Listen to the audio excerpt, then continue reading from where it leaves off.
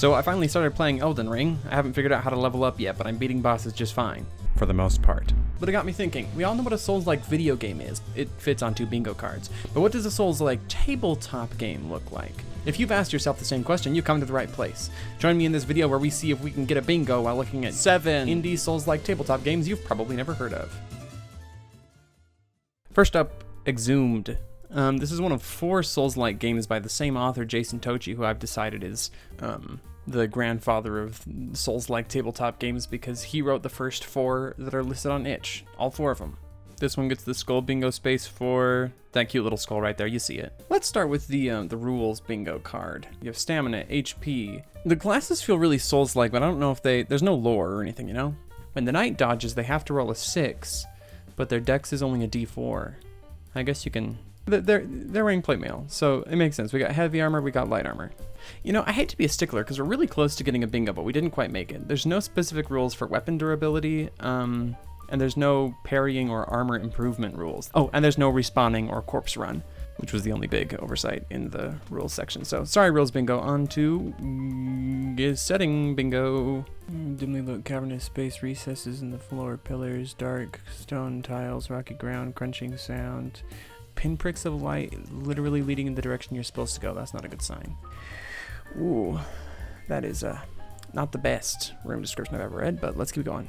I really like how the bodies that they can find have the same equipment that the starting classes do, and that they can remember little else but their names. It's a very nicely underlying melancholy. There's also some stuff that's a little more gamey than I like. It's not like these tall ghostly figures can answer one question per character, which is like, okay, sure. And then searching along the walls may reveal D6 additional tunnels to Hidden Vaults 3. And Hidden Vaults 3 is described as having unlit tunnels. So is it just you can't see them because it's dark? Do you kind of see them because they're hidden? I don't know what's going on here in the imaginative space. What I'm getting at is, are they illusory walls? I don't think so. I'm really struggling with this adventure. I don't think I like it. Because if you look at it, it's 5 rooms in a line that you go through one by one, and you might find a 6th one where you can find some extra loot. That's all it is. And there were so many places that it was like just begging for specificity that just was not there. There are some fun moments, like Vonda the merchant, she'll sell you her husband, who is a statue and a blacksmith. Like, that's funny. I really love the specificity there. But there were so many places it was lacking. Like, there's a soul that's bright enough that you can revive its previous owner, but it doesn't say who it is. There's a closed sarcophagus that you passed earlier where there was a wizard inside, and you might have, like, taken their staff. The next time you come to the shrine, they'll be there, and they might get mad that you stole their staff. But I don't, and that's very Soulsy. Like, oh, the NPC showed up at the shrine, but that feels like being Soulsy is the only substance that it has. So, I don't know. The system has all the right keywords in the place. Adventure is a bit of a letdown. But on the next one.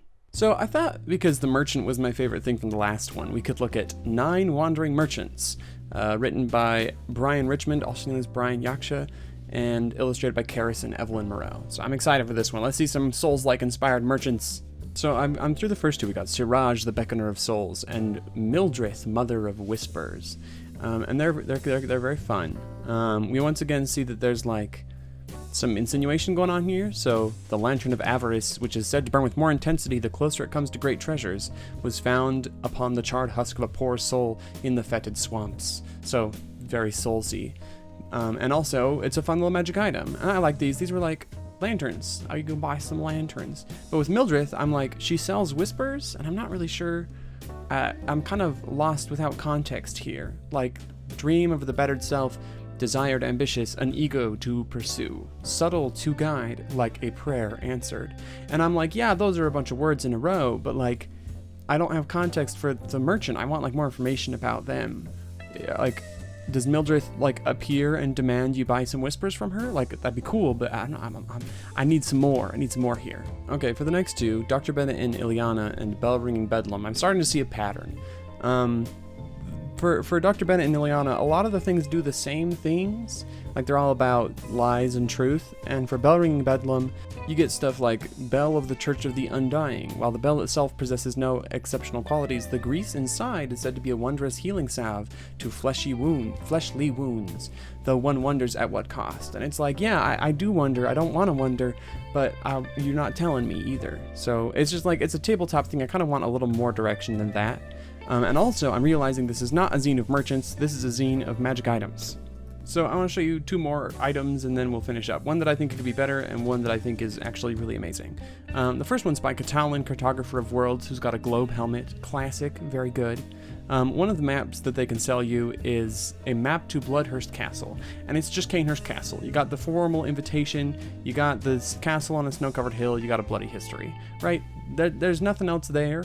Like, I could just have put Canehurst in my world, or I could have just, taken cues from Bloodborne, and like, I would already have that in my world. Like, it doesn't really add a whole lot. And I think that we're running that same problem again, where it's like the substance is that it's a reference, and there's not much beyond that, unfortunately. But one that I think is really good is this thing that Mythilglup, the Mudmurk Fishman, or Murkmud Fishman, can sell you. They sell like a whole bunch of foods, snacks you can eat, and one of them is bog mussels. It says, dipped in the blackest of cocoa, still alive. Shell-shattering crunches, their blood releasing manic vapors into the treat. And that's just so morbid and really good. It's just very nice, and I love that. So, is this a hidden gem? If you want a bunch of magic items that aren't completely clear on what they do, then you might want to check this one out. Oh, and we didn't quite get a bingo, but we were surprisingly close on that diagonal. On to the next one.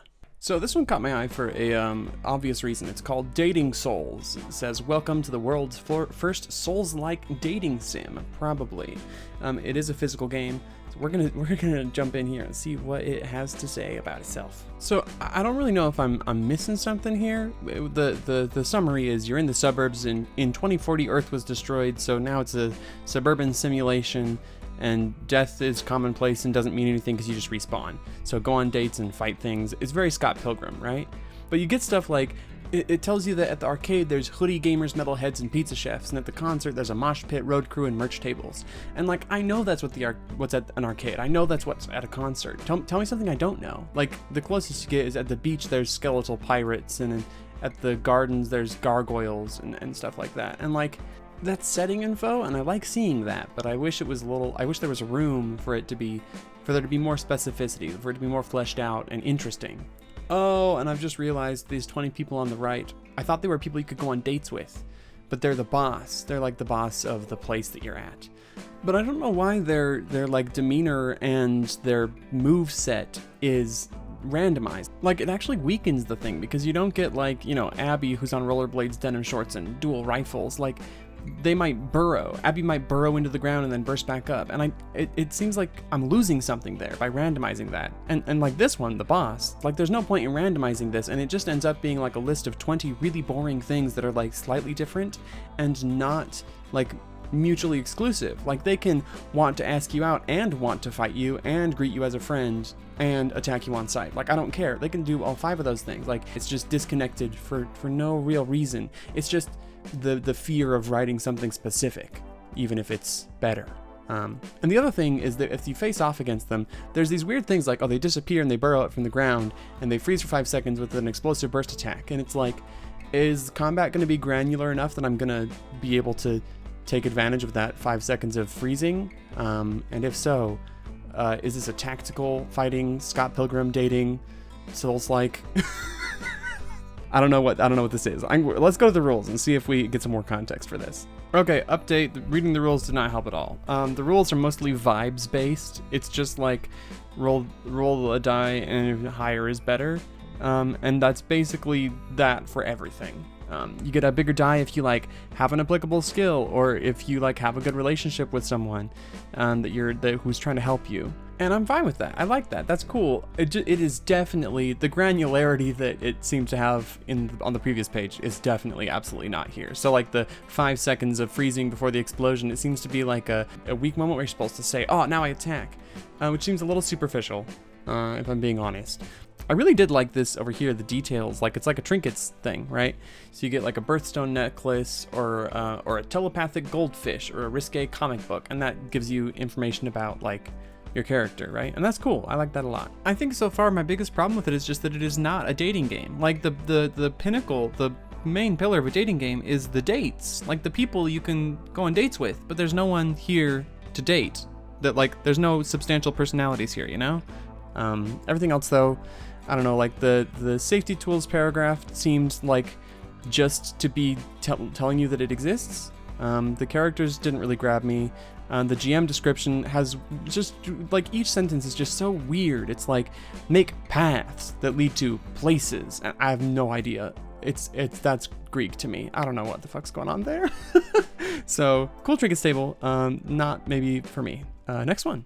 So I figured out why there was a Breath of the Wild screenshot on that store page. It's because it came with another Breath of the Wild game, which is another 24XX hack.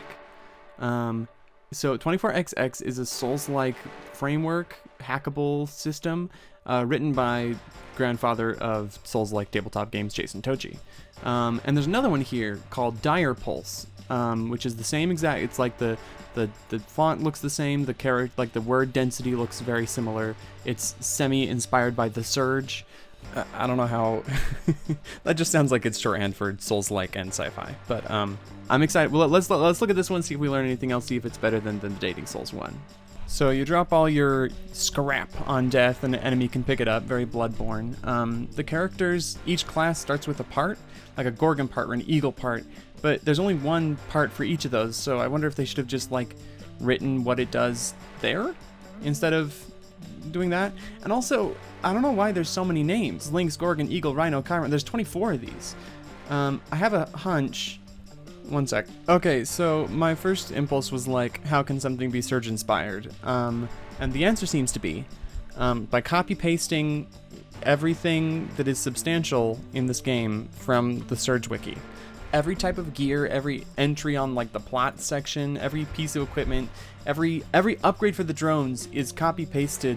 There's just absolutely so little effort done to do anything interesting with any of this. Like look at this drones versus the drones from the wiki. Like this is egregious.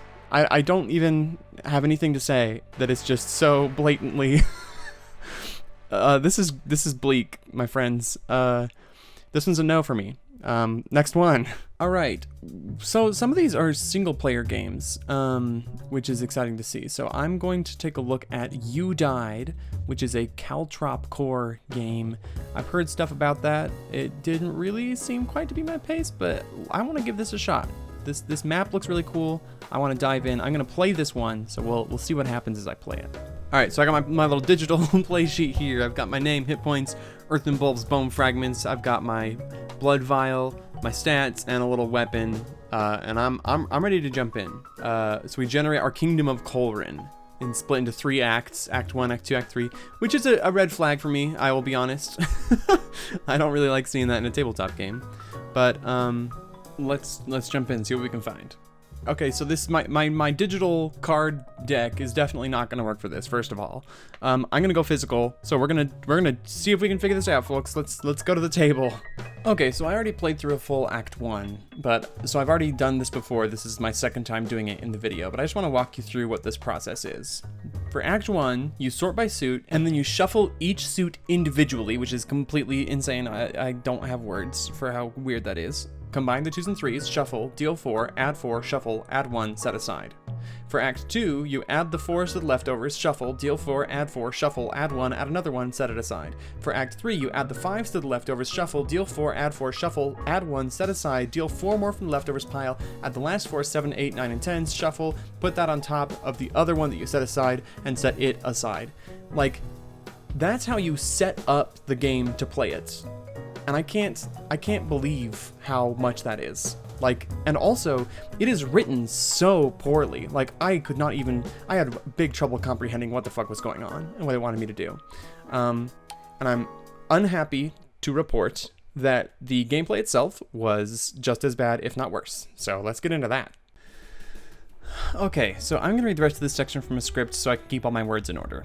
I had a lot of problems with this game. Some were common among many solo games that I've played, some were partially the fault of randomness, and the rest were because this is a free, but very bare bones early release game. Despite that, my experience was rotten, and not in a Souls-like way.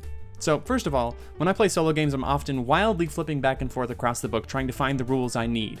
This game was no different.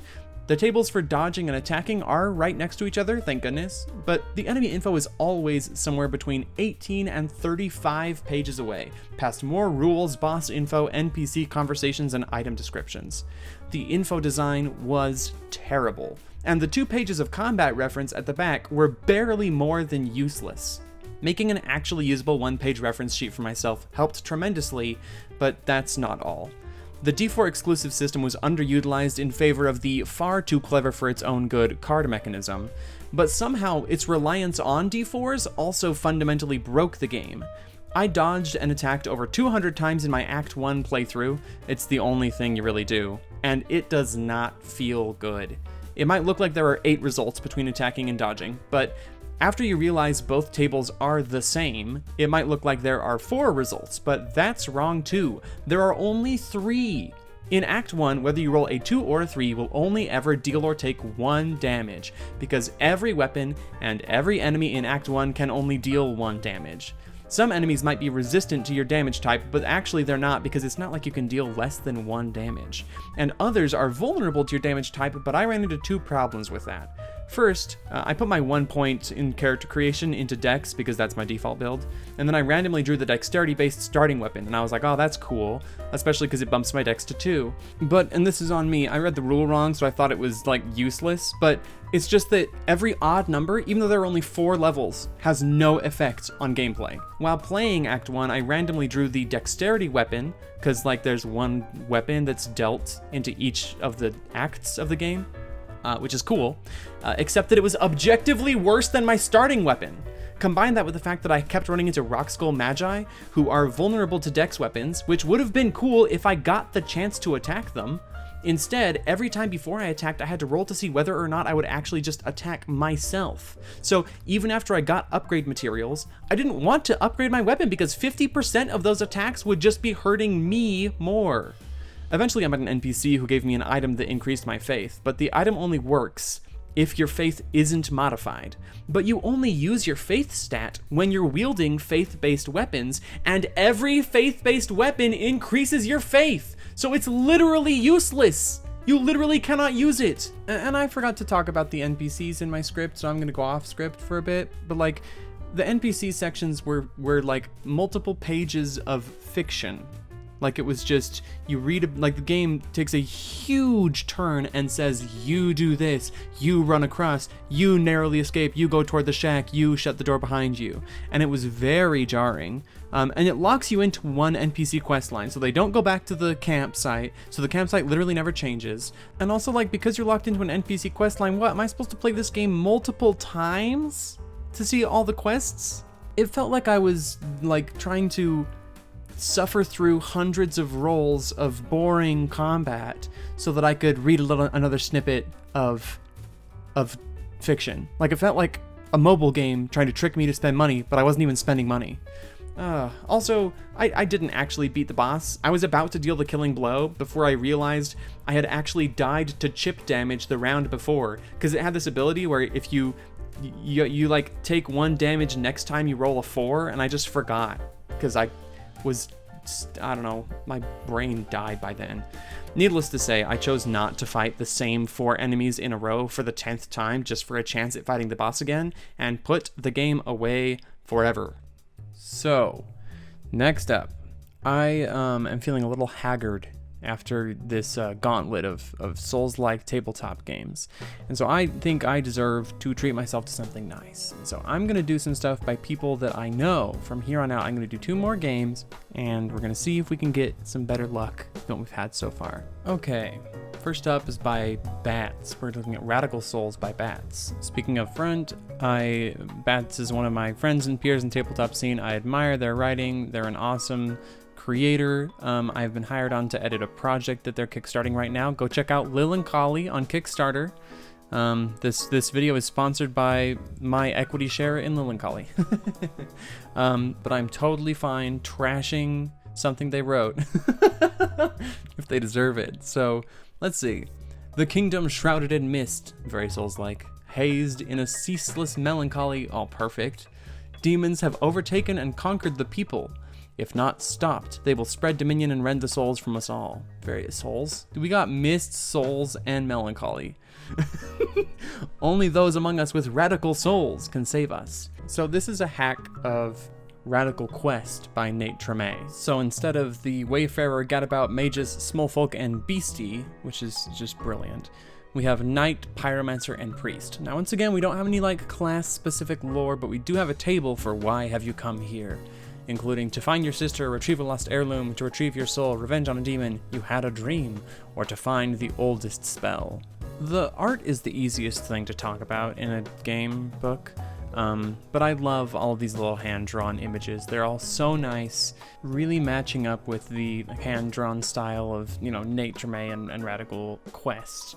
I think the only one I don't like is this little tired dragon. Something about the way the line weight is around the edges.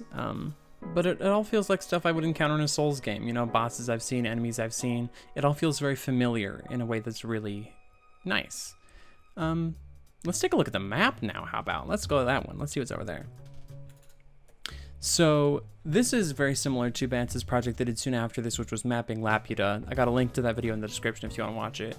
But this kind of looks like a fun little board game map, but at the same time, there's good loops. There are lots of like, you know, these inferred towers and bridges and big staircases. Like you see the tired dragon here is at the end of a really long road, and I just know, like I look at that and I'm like, oh yeah, that's a dragon bridge, you know?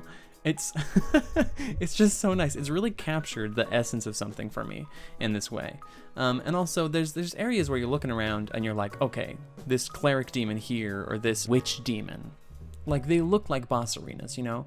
You got players that are gonna look at that and be like, oh, 2 sets of doors in a square room, that's a boss fight arena. And, you know, trying to be fair, I think that, you know, you could say that's just another reference, but there's a lot more going on here than that, you know? We've looked at hacks that I don't like because they're kind of vapid and too much like they don't add enough. But here, like Radical Quest didn't have any monsters or maps or adventures, and this is like a whole new thing for it, right? It adds a lot.